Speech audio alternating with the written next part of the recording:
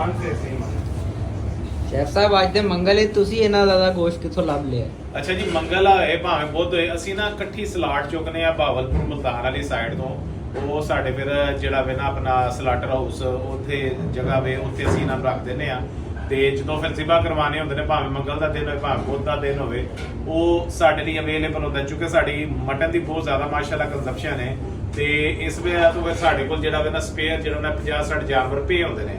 ਤੁਸੀਂ ਇਹ ਗੋਸ਼ਤ ਦੀ ਸਿਰਫ ਕੁਆਲਿਟੀ ਵੇਖੋ। ਮਟਨ ਦਾ ਡਾਇਰੈਕਟਰ ਸਾਨੂੰ ਕਹਿੰਦੇ ਨੇ ਉਹਦੀ ਵਜ੍ਹਾ ਇਹ ਹੈ ਕਿ ਅਸੀਂ ਬੱਕਰੀਆਂ ਅੱਛਾ ਗੋਸ਼ਤ ਖਰੀਦਣ ਦੀ ਵੀ ਡਾਇਰੈਕਸ਼ਨ ਦਿੰਦੇ ਆ। ਯਾਨੀ ਜਿੰਨੇ ਸਾਡੇ ਵਪਾਰੀ ਨੇ ਜਿਹੜੇ ਬੱਕਰੇ ਖਰੀਦਦੇ ਨੇ, ਉਹਨਾਂ ਨੂੰ ਅਸੀਂ ਸਪੈਸ਼ਲ ਇਨਸਟਰਕਸ਼ਨਸ ਨੇ ਕਿ ਭਾਈ ਦੇਸੀ ਬੱਕਰੇ ਖਰੀਦਣੇ ਨੇ, ਨਾ ਬੱਕਰੀਆਂ ਨਾ ਭੇਡਾਂ, ਤੇ ਫਾਰਮੀ ਵੀ ਬੱਕਰੇ ਨਹੀਂ ਖਰੀਦਣੇ ਆ, ਦੇਸੀ ਬੱਕਰੀਆਂ। ਵੇਖੋ ਨਾ ਤੁਸੀਂ ਬੱਕਰੀਆਂ ਦਾ ਨਸਵਾਨੀ ਹੁਸਨ ਜ਼ਰਾ ਚੈੱਕ ਕਰੋ ਤੁਸੀਂ, ਭਰਪੂਰ ਜਿਹੜਾ ਵੇ ਨਾ, ਔਰ 13-14 ਕਿਲੋ ਵਾਲੇ ਜਾਨਵਰ ਨੇ, ਨਾ ਜ਼ਿਆਦਾ ਵੱਡੇ ਨਾ ਜ਼ਿਆਦਾ ਛੋਟੇ। ਤੇ ਮਟਨ ਦਾ ਡਾਇਰੈਕਟਰ ਦਾ ਖਿਤਾਬ ਐਵੇਂ ਨਹੀਂ ਲੋਕੀ ਸਾਨੂੰ ਦਿੰਦੇ, ਇਹ ਆਪ ਤੁਸੀਂ ਲੋਕਾਂ ਦੀ ਮੁਹੱਬਤ ਹੈ, ਔਰ ਸਾਡੀ ਜਿਹੜਾ ਵੇ ਨਾ ਇਹ ਖੁਆਇਸ਼ ਹੈ ਕਿ ਅਸੀਂ ਲੋਕਾਂ ਨੂੰ ਅੱਛੇ ਤੋਂ ਅੱਛਾ ਖਾਣਾ ਖਵਾਈਏ ਔਰ ਅੱਛੀ ਨੀਅਤ ਦੇ ਨਾਲ ਖਵਾਈਏ। ਅਲਹਮਦੁਲਿਲਾ ਅੱਲਾਹ ਤਾਲਾ ਬਰਕਤ ਪਾਉਂਦਾ ਇਹਦੇ ਵਿੱਚ, ਔਰ ਅੱਛਾ ਖਾਣਾ ਅਗਰ ਖਾਣਾ ਜੇ ਤੇ ਸਵਾਦ ਹੈ ਸਦੀਕ ਸਾਂ ਤੋਂ ਬਿਹਤਰ ਆਪਸ਼ਨ ਪੂਰੇ ਲਾਹੌਰ ਚ ਅਲਹਮਦੁਲਿਲਾ ਕੋਈ ਵੀ ਨਹੀਂ। ਜੇ ਤਾਜ਼ਾ ਗੋਸ਼ਤ ਖਾਓ, ਡੇਲੀ ਤਾਜ਼ਾ ਬੱਕਰੇ ਆਉਂਦੇ ਜੇ, ਡੇਲੀ ਤਾਜ਼ਾ ਗੋਸ਼ਤ ਬਣਦਾ, ਡੇਲੀ ਵਿਕ ਜਾਂਦਾ ਅਲਹਮਦੁਲਿਲਾ।